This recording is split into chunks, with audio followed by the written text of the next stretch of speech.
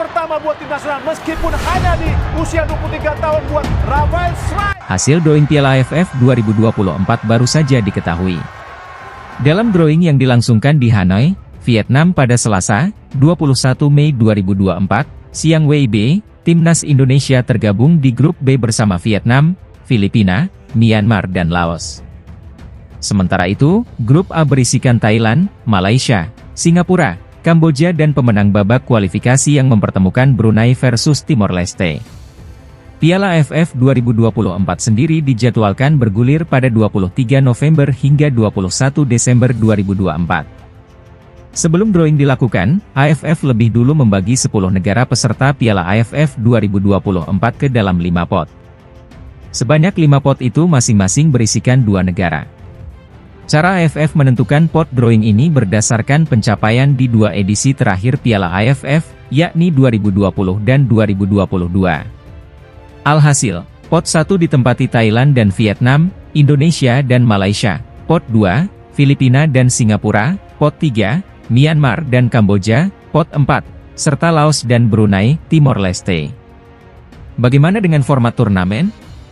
Format turnamen sama persis seperti 3 edisi terakhir.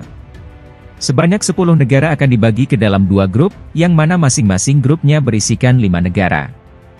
Masing-masing tim nantinya akan memainkan 4 laga dengan rincian 2 kandang dan 2 tandang. Tim yang finish di posisi 2 teratas berhak lolos ke semifinal Piala AFF 2024. Untuk babak semifinal dan final Piala AFF 2024, digelar kandang dan tandang. Sekarang yang jadi pertanyaan, sanggupkah Shin Tae-yong mengantarkan Timnas Indonesia juara Piala AFF 2024? Semenjak Piala AFF digelar pada 1996, skuad Garuda tak pernah keluar sebagai juara.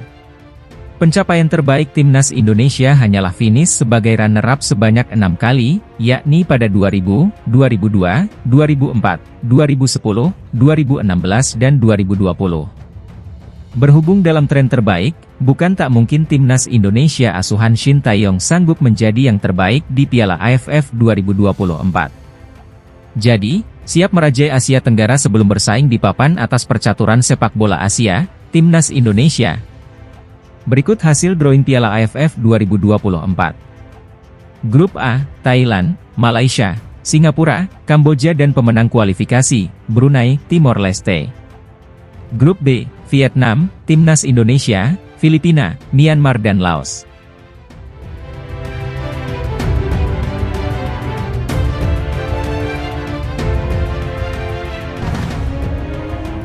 Timnas Indonesia asuhan Shin Tae-yong akan menjalani laga penting menghadapi Irak dan Filipina dalam lanjutan kualifikasi Piala Dunia 2026 zona Asia. Pertandingan Timnas Indonesia versus Irak akan berlangsung pada 6 Juni mendatang, sementara laga menghadapi Filipina pada 11 Juni. Untuk mendapat hasil terbaik dalam 2 laga terakhir di kualifikasi Piala Dunia 2026, Timnas Indonesia asuhan Shin Tae-yong melakukan pemusatan latihan. Jelang pertandingan Timnas Indonesia versus Filipina, media Malaysia turut mengabarkan perkembangan terbaru. Termasuk kabar gembira yang bisa membuat peluang Timnas Indonesia lolos dari babak kualifikasi ini lebih besar. Lantas kabar gembira apa yang dibawa oleh media Malaysia tersebut?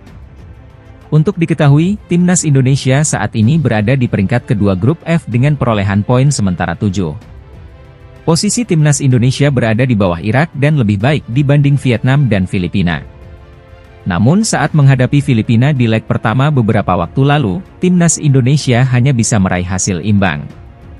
Untuk mengamankan tiket ke babak berikutnya, Timnas Indonesia setidaknya butuh 1 kali hasil imbang ataupun menang melawan Irak atau Filipina.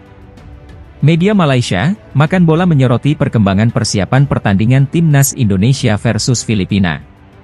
Makan Bola menulis artikel yang mengabarkan bahwa pemain Filipina yang bermain di Eropa diprediksi tidak akan ikut bermain menghadapi Timnas Indonesia pada Juni mendatang. Hingga artikel ini ditulis, 2 pemain yang bermain di Jerman yakni Rafael Obermeier, SC Paderborn 07, dan John Patrick Strauss, FC Hansa Rostock, resmi menolak panggilan timnas, tulis Makan Bola. Sementara itu, bintang kenamaan Filipina di Jerman, Gerrit Holtman masih bungkam dan belum memberikan keputusan apakah ia bisa bergabung dengan Filipina atau tidak, lanjutnya. Tentu ini merupakan kabar baik bagi timnas Indonesia karena terdapat pengurangan kekuatan di dalam tubuh timnas Filipina dengan absennya pemain yang bermain di Liga Eropa.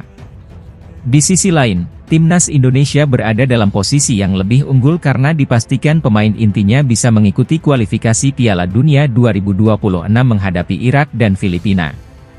Timnas Filipina akan melakukan pemusatan latihan di Dubai pada 26 Mei 2024 sebagai persiapan jelang lanjutan kualifikasi Piala Dunia 2026 zona Asia. Filipina akan berhadapan dengan Vietnam pada 6 Juni di kandang lawan sebelum bertemu timnas Indonesia.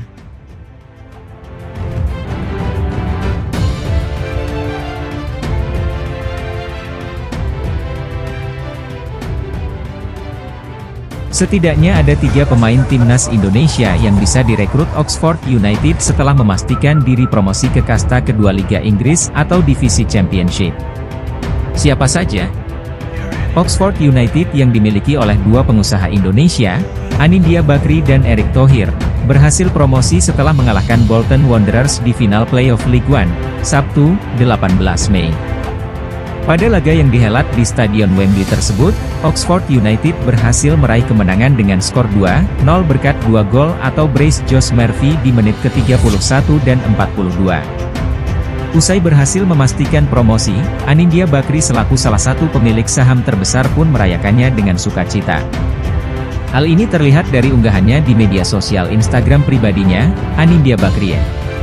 Pada satu unggahannya, tampak anak dari Abu Rizal Bakri itu mirepost banyak ucapan selamat. Salah satunya dari akun Selalu Bersyukur, YT yang mengucapkan selamat ke Oxford United dan berharap agar pemain timnas Indonesia bisa bermain di Divisi Championship musim depan.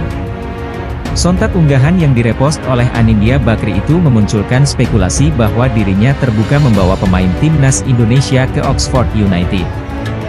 Jika hal tersebut terjadi, maka siapa saja pemain timnas Indonesia yang bisa direkrut oleh Oxford United untuk berlaga di Divisi Championship musim depan? Berikut daftarnya. 1. Elkan Bagot. Nama pertama yang bisa dipertimbangkan oleh Oxford United dan Anindya Bakri adalah bek muda jangkung timnas Indonesia, Elkan Bagot. Pemain berusia 21 tahun ini bisa direkrut karena situasi kontraknya bersama Ipswich Town. Saat ini, Elkan Bagot menyisakan kontrak 1 tahun saja atau hingga 2025 mendatang. Ada kemungkinan dirinya akan dilepas permanen oleh Ipswich Town yang baru saja promosi. Situasi ini pun bisa dimanfaatkan oleh Oxford United mengingat Elkan Bagot terhitung berpengalaman di Liga Inggris. 2. Nathan Choyaon. Selain Elkan Bagot, Oxford United juga bisa mempertimbangkan membawa pemain versatile atau serba bisa timnas Indonesia, Nathan Choyaon. Saat ini, Nathan baru kembali ke Swansea City usai masa peminjamannya bersama SC Heerenveen habis pada musim 2023-2024 ini.